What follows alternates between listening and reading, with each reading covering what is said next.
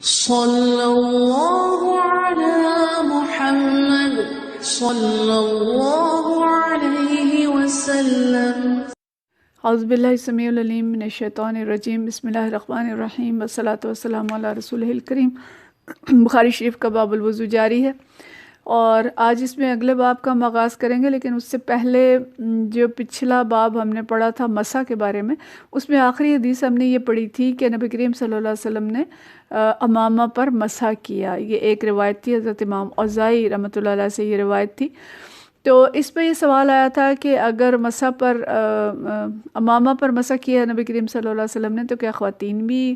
اپنے برقعے پہ اور اپنے اسکارف پہ مسح کر سکتی ہیں؟ تو ایسا نہیں ہے، بلکہ جو امامے پر مسح کی تفصیل ہے اس کے بارے میں بھی یہ آیا ہے کہ یہ صرف ایک روایت ہے جو حضرت امام اوزاعی سے ہے۔ باقی جتنے محدثین راویوں نے جو روایت کی اس میں سے کسی نے بھی پگڑی پر مسح کا ذکر نہیں کیا،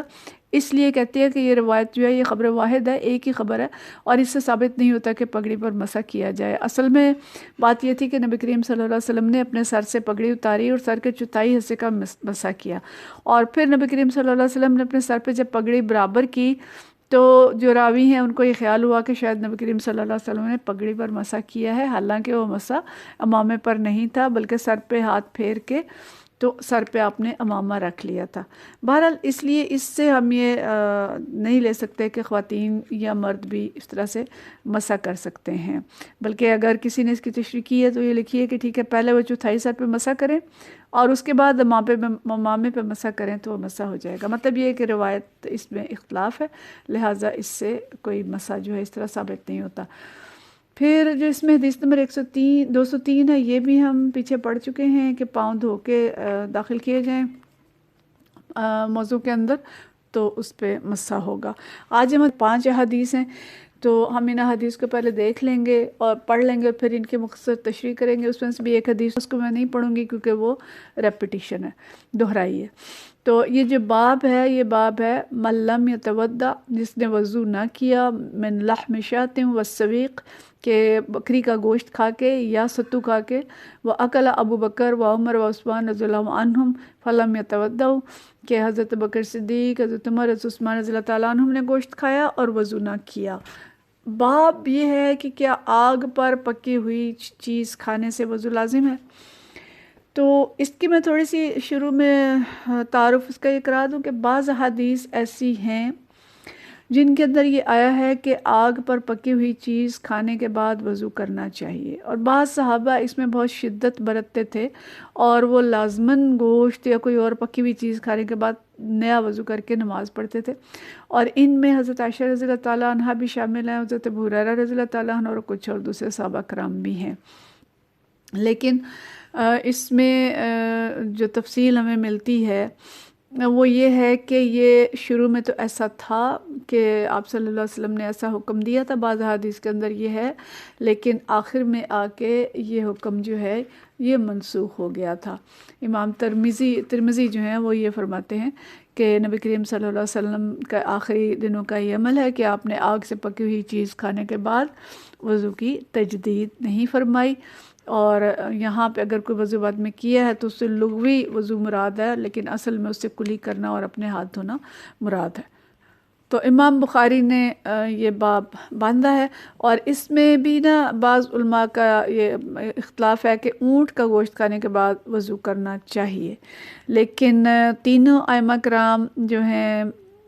وہ کہتے ہیں کہ اونٹ کا گوشت کھانے کے بعد بھی وضو ضروری نہیں ہے۔ البتہ امام احمد بن حنبل جو ہیں ان کا خیال یہ ہے کہ اونٹ کا گوشت جو ہے اس سے مستثنیٰ ہے، اور اونٹ کا گوشت کھائیں تو اس پہ وضو کرنا چاہیے۔ لیکن امام بخاری نے جو باب لگایا ہے کہ حضرت بکر صدیق، حضرت عمر، حضرت عثمان،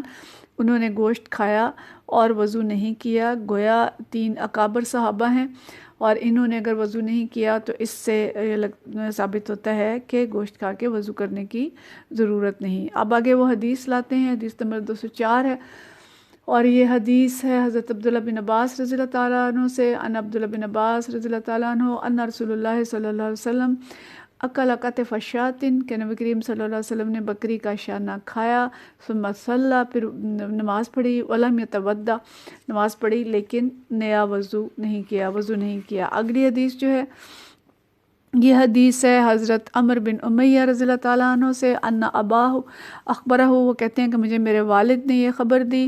انہ رائی رسول اللہ صلی اللہ علیہ وسلم، میں نے رسول اللہ صلی اللہ علیہ وسلم کو دیکھا، یحتز من کتف شاۃ کہ آپ صلی اللہ علیہ وسلم چھری سے بکری کے شانے کا گوشت کاٹ کر کھا رہے تھے، فدعی الی الصلاۃ پھر نماز کے لیے بلایا گیا، یعنی ظاہر اذان ہوئی ہوگی، نماز کا اعلان کیا ہوگا، فَأَلْقِ السِّكِينَ فَصَلَّى وَلَمْ يَتَوَضَّأ تو آپ صلی اللہ علیہ وسلم نے چھری رکھ دی اور وضو نہیں کیا۔ اب یہاں پہ ایک اور چیز آ رہی ہے کہ چھری سے گوشت کاٹ کے کھا رہے تھے، یعنی مطلب یہ ہے کہ چھری سے کاٹ کے گوشت کھانا بھی جائز ہے، یعنی سامنے گوشت پڑا ہوا، اب ضروری نہیں ہے کہ ہم ہاتھ سے ہی بوٹیاں اس کی پکڑیں اور توڑیں اور کھائیں، اگر گوشت سخت ہے یا ویسے بھی گرم بھی ہو سکتا ہے، کوئی بھی وجہ ہو سکتی ہے، تو نبی کریم صلی اللہ علیہ وسلم نے چھری کا استعمال کیا ہے۔ جیسے آج کل کے جو ایٹیکیٹس ہیں، چھری لیں، کانٹا لیں، چمچ لیں، تو اس پہ بعض کا بہت سختی علماء کرتے ہیں کہ جی بالکل چھری یا چمچ یا کانٹا اس کا استعمال درست نہیں ہے۔ یہ نبی کریم صلی اللہ علیہ وسلم نے منع شروع میں کیا ہے کہ ان کی دوسری اقوام کی نکالی نہ کی جائے، تو اگر ہم دوسری قوم کے نکالی میں کھاتے ہیں تو ظاہر ہے غلط بات ہے، وہ تو اس کا ہمیں کوئی مطلب نبی کریم صلی اللہ علیہ وسلم کی ایک ناپسندیدہ چیز ہے، لیکن اگر ہم سنت سمجھ کے چھری کا استعمال کر لیں گے تو اس میں ہمیں ثواب ہوگا۔ لیکن معمول جو تھا آپ صلی اللہ علیہ وسلم کا وہ ہاتھ سے چیز کھانے کا تھا، لیکن چھری بہرحال ممنوع نہیں ہے، بوقت ضرورت چھری سے، یا کوئی ایسی چیز ہے جو چھری یا جو چمچ کے بغیر کھائی نہیں جا سکتی، لیکوڈ ہیں جیسے نرم چیزیں ہیں، دلیا ہے، کسٹرڈ ہے، یا سوئیاں ہیں، یا اس قسم کی جو چیزیں ہیں جو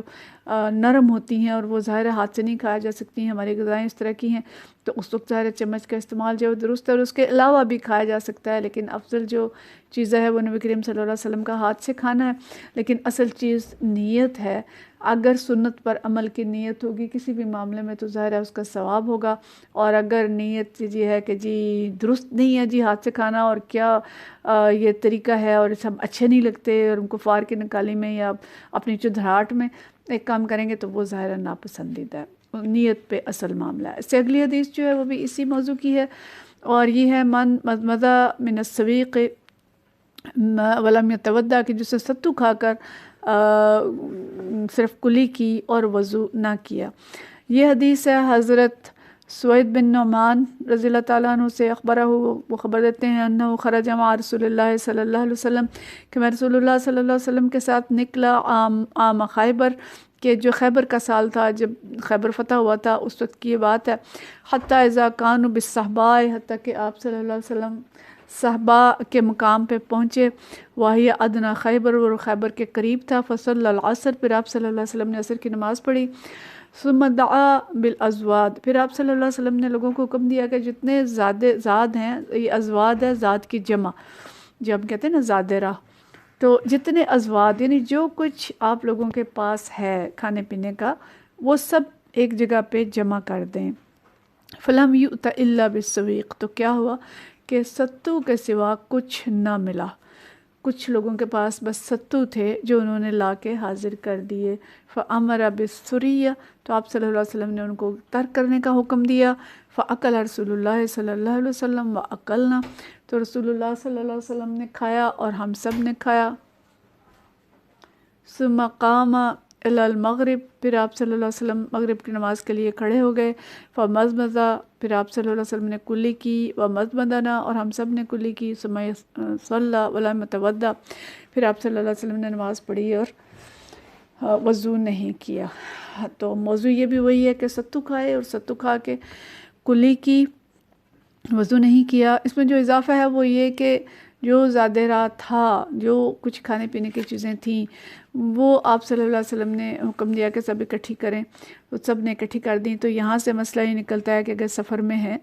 تو تمام رفقا اور ساتھی اگر اپنے اپنے کھانے کی چیزیں ایک جگہ پہ جمع کر کے اور سب مل کے کھائیں گے تو اس میں برکت ہوگی۔ دین اسلام محبت کا دین ہے، پیار کا دین ہے، اور اس میں اللہ تعالیٰ اجتماعیت کو پسند کرتا ہے۔ نبی کریم صلی اللہ علیہ وسلم نے اجتماعیت کو پسند کیا، سفر میں اکٹھے بیٹھتے تھے، اکٹھے رہتے تھے اور اکٹھا کھانے کو پسند کرتے تھے۔ تو اور پھر بہت اس طرح کی حدیث بھی ہمیں آگے جا کے ملیں گی کہ کھانے کو کچھ نہیں ہے، لیکن جب اکٹھا کیا جو کچھ تھوڑا بہت تھا اس پہ نبی کریم صلی اللہ علیہ وسلم جب ساتھ ہوئے تو برکتیں آئیں اور سب نے مل کے کھایا۔ تو یہاں بھی تھوڑے سے ستو ملے ہیں اور وہ ستو پھر اکٹھے کر دیے گئے اور ان کو گیلا کیا گیا، تر کیا گیا اور پھر کھایا گیا، اور کھانے کے بعد وضو نہیں کیا، صرف کلی کی اور نماز پڑھ لی۔ پھر اس کے بعد جو حدیث نمبر 207 ہے یہ بھی حضرت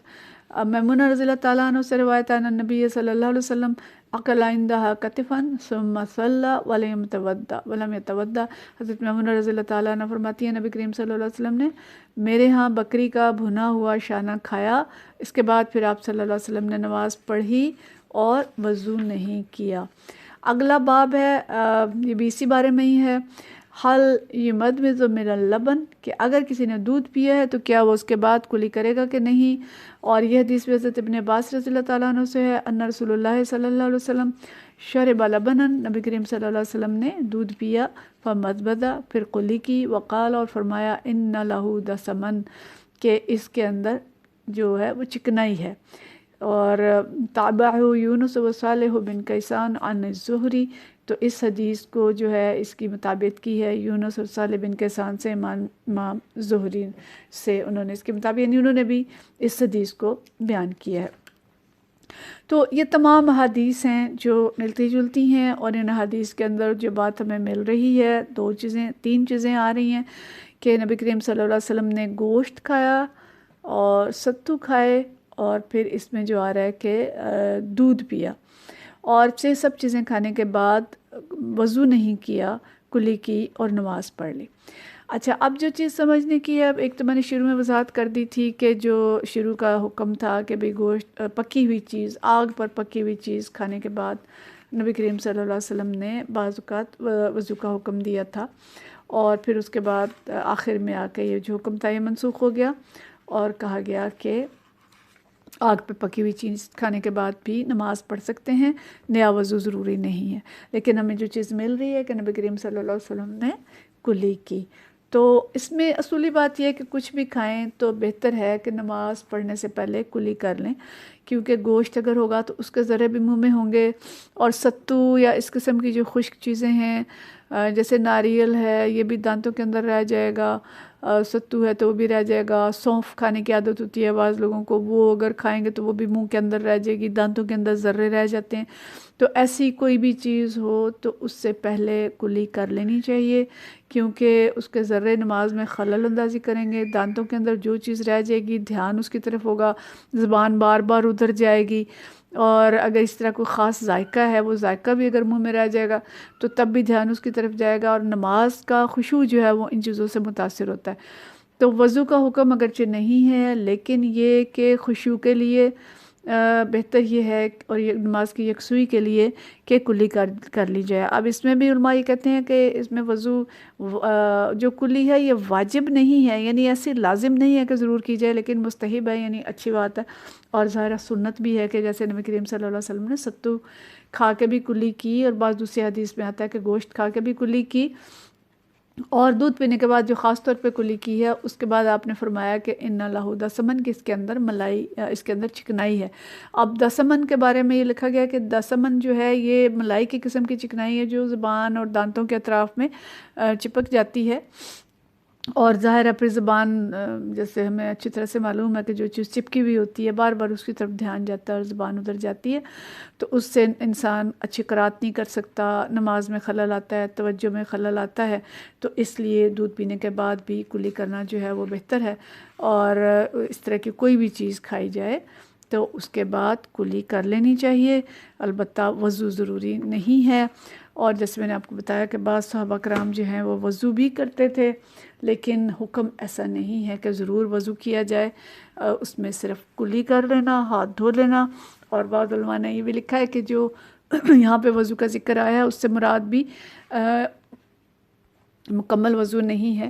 بلکہ ہاتھ دھونا اور کلی کرنا ہے، اور یہ بھی نظافت کے لیے ہے اور نماز کے اندر دھیان اور یکسوئی قائم رکھنے کے لیے. تو اس طرح سے دیکھیں کہ ان حدیث سے ہمیں جو مسائل پتہ چلے ہیں، ایک تو کلی اور وضو کے بارے میں، دوسرا اکٹھا کھانا، مل جل کے کھانا خاص طور پر سفر کے اندر، تیسرا چھری کا استعمال کرنا